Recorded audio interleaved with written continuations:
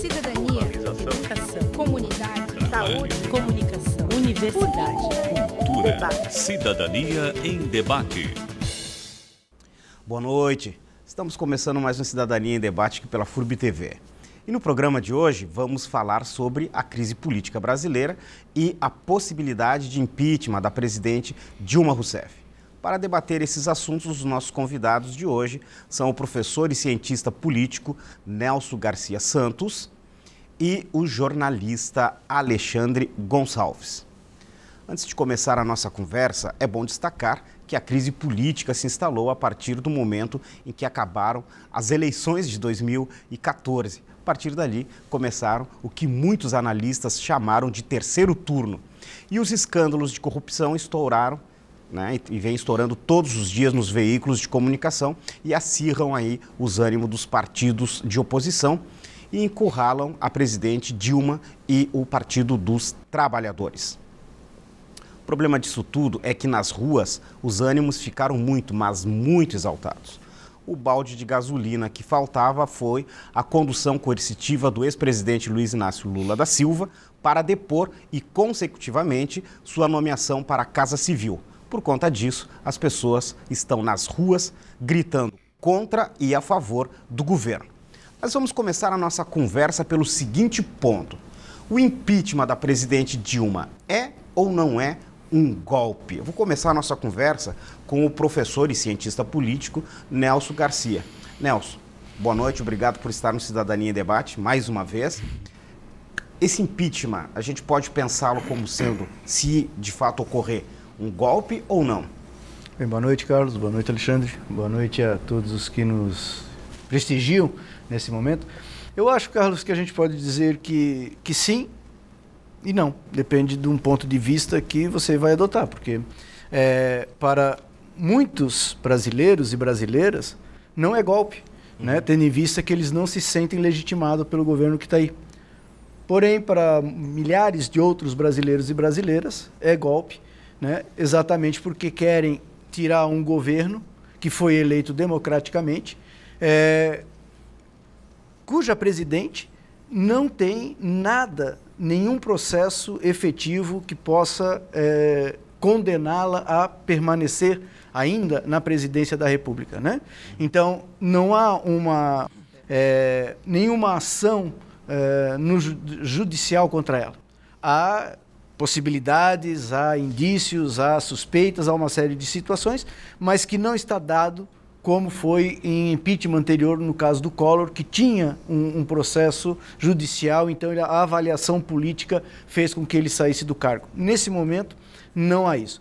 Mas eu acho que o telespectador e a telespectadora, para que possa ampliar o seu leque de visão, tem que tentar entender esse processo todo para além dos personagens que estão aparecendo e das personagens que estão aparecendo, né? Quer dizer, existe para além de Dilma, além de Lula, além de Renan Calheiros, além de Cunha, atrás que não aparece um conjunto, uma elite de brasileiras e brasileiros vinculados até com capital internacional que estão numa disputa se o governo PT deve continuar ou não. O grande racha na política brasileira não está tanto entre a população, né? A população ela vai a reboque pelos meios de comunicação, ela vai a reboque pelos aparelhos ideológicos do Estado, mas há uma cisão muito forte entre a elite dominante brasileira, aonde aqueles que ajudaram a botar Lula e Dilma no governo já não estão mais contentes com Lula e Dilma no governo, e aqueles que não querem, né? Aqueles que não queriam efetivamente Lula e Dilma no governo. Então, há uma tentativa de superar essa fase através de golpe, através de uma retirada brusca, para que agora nós vamos tentar botar o Brasil na ordem daquilo que nos é interessante, na ordem de um neoliberalismo bem mais forte, de uma política social de menos força, né, e que os interesses dos trabalhadores possam efetivamente ser colocados na pauta, né, ou pelo menos questionar os direitos dos trabalhadores e colocar na discussão a reforma previdenciária, a reforma trabalhista, que é o que interessa a grande elite brasileira, e nesse sentido tirar o governo do PT seria bem mais fácil para que 13º, férias e todos os interesses dos trabalhadores pudessem ser questionados e ultrapassados, né, no interesse da classe dominante. Bom, quero agradecer também a presença do jornalista Alexandre Gonçalves, que acompanha diariamente, a partir do seu blog, né, do Informe Blumenau, o cenário local e o cenário nacional. Alexandre, a mesma pergunta que eu fiz para o Nelson, eu te faço. O impeachment significaria um golpe ou não? Carlos, boa noite ao professor Nelson. É sempre uma satisfação estar aqui contigo aqui na FURB TV. Eu não entendo como golpe, eu entendo que existem alguns mecanismos que indicam isso, mas também como o bom do jornalismo, é a questão do contraditório poder ver por diferentes nuances. Por outro lado, também há o direito a uma manifestação de um grupo, né, questionando algumas questões. Eu acho que a gente tem que levantar olhar para várias nuances. A primeira os erros que o PT cometeu e aos erros, inclusive, ligados à esfera criminal. Hoje a gente percebe, por conta do Mensalão e agora na Operação Lava Jato, lideranças do PT presos, acusadas de fazer parte de um esquema de corrupção muito grande. São só do PT? Não, não são só do PT. Tem de outros partidos, em especial do PMDB e do PP, que fazem parte da base governista. Então, não dá para negar isso. Existem crimes e esses crimes precisam já foram alguns investigados, já foram alguns denunciados e acusados. Então, esse é um problema. Segunda situação, o PT está há muito tempo no governo. Hoje já estamos completando 14 anos do mesmo partido numa esfera de poder. Isso não é bom para a democracia, acaba se repetindo. Eu não entendo como isso um elemento importante. Uma outra situação, o fortalecimento das instituições de controle e fiscalização. Muito se fala que se cometiam esses crimes antes, eu também não tenho dúvida alguma de que esses crimes eram cometidos na gestão do Fernando Henrique Cardoso, nas outras gestões, isso sem falar no governo militar, mas houve uma consolidação dos mecanismos de fiscalização e de controle, que é uma conquista, inclusive, que o próprio Partido dos Trabalhadores batalhou e lutou para que chegasse a esse ponto. A questão da crise econômica bate direto, lembrando que no episódio do Mensalão, o Brasil vivia uma situação melhor do ponto de vista econômico. Ninguém questionou o governo Lula, nem a própria presidente Dilma. Não houve, né, essa sanha em tirar o PT do poder, porque a economia ia bem. Hoje a economia apresenta vários problemas e o desemprego, sem dúvida, é o principal desse.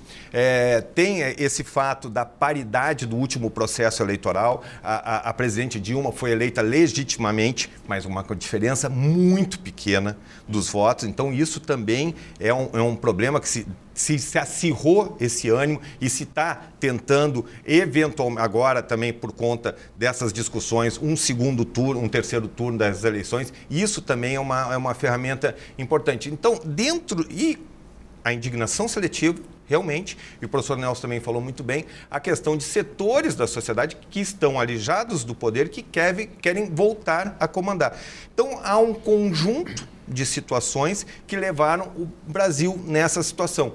O que mais me preocupa é daqui para frente, porque quem está comandando um eventual processo de substituição de uma presidente e do que vim aqui para agora são as mesmas figuras que sempre atuaram de forma muito ruim na sociedade e na política brasileira. Nelson, a gente tem aqui vários pontos para discutir. Né? O Alexandre levantou essa questão, saindo uma presidente, né, havendo impedimento da presidente Dilma Rousseff, né? Quem iria governar o Brasil temporariamente? Ou seja, como se arranja isso caso ocorra de fato um impeachment? Então, a gente tem que pensar a partir de alguns cenários. Primeiro cenário, o impeachment ele é mais demorado. Um processo mais rápido seria o Supremo Tribunal acatar né, e julgar favorável o cancelamento da chapa Dilma e Temer.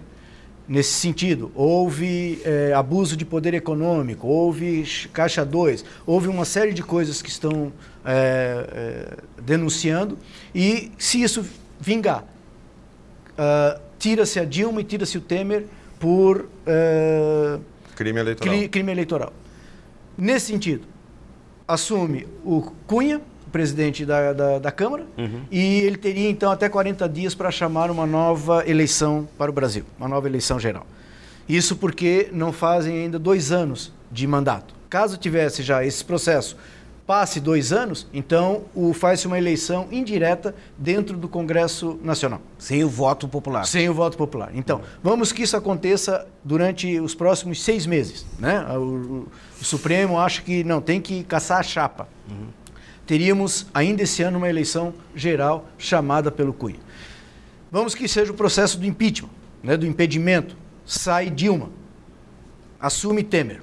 Que é o vice, né? Que é o vice. Né? E aí é que está o golpe. Aí é que está o golpe. Porque exatamente quem é Temer? Temer representa na chapa Dilma, PT, PMDB, o Temer representa os setores mais conservadores da elite brasileira. Né? Ele vem de São Paulo, do interior de São Paulo, ele vem com uma carga de conservadorismo atrás dele muito forte. Tentar tirar Dilma porque petistas participaram do Lava Jato, porque Lula tem o triplex ou tem o sítio, porque Lula comandava, porque Lula fazia isso, porque querem tirar Dilma mirando no Lula. Estão tirando Dilma para que Lula não consiga ser candidato em 2018. Aí tem golpe. Por quê? Nessa perspectiva aí? Claro, o Alexandre tem toda a razão. Esses elementos que ele coloca de descontentamento, de erro do PT, as alianças que fez, se enfiar onde se enfiou, percebe? Isso tudo é extremamente ruim, mas isso não legitima o impedimento da presidente. Porque ela não está envolvida no Lava Jato.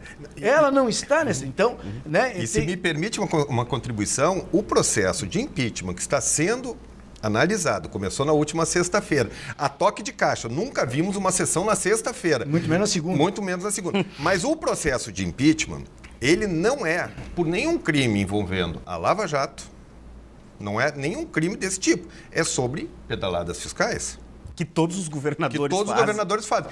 Ponto. Então, o que é mais seria, do ponto de vista da democracia, seria mais legítimo, dependendo, claro, da avaliação, é se o Tribunal Superior Eleitoral avaliar que houve Caixa 2, que houve dinheiro da Petrobras sujo para abastecer a campanha, que, infelizmente, também acontece em todos os governos. Bem feito para o PT, que foi pego. E isso podia ser com o PSDB, podia ser com outros partidos, porque a legislação eleitoral acaba fazendo que essas falcatruas virem rotinas. E isso acontece em todos os partidos, em todos os estados da federação. Então, o processo que se está discutindo, e eu acredito que por conta que já houve esse acordo na Câmara dos Deputados e entre a classe política, ele vai ser muito rápido. Né? E quanto mais sangrarem o ex-presidente Lula ou vierem outros tipos de denúncia, não importa se vai estar sendo discutido pedalada fiscal. Importa que tenha um movimento de interrupção desse governo. Que seria o que o professor Nelson, né, coloca como sendo o golpe, né? Bom, a gente vai fazer um pequeno intervalo e na volta a gente vai desenhar aqui esses cenários possíveis daqui para frente, se é que é possível fazer um desenho. A gente já volta.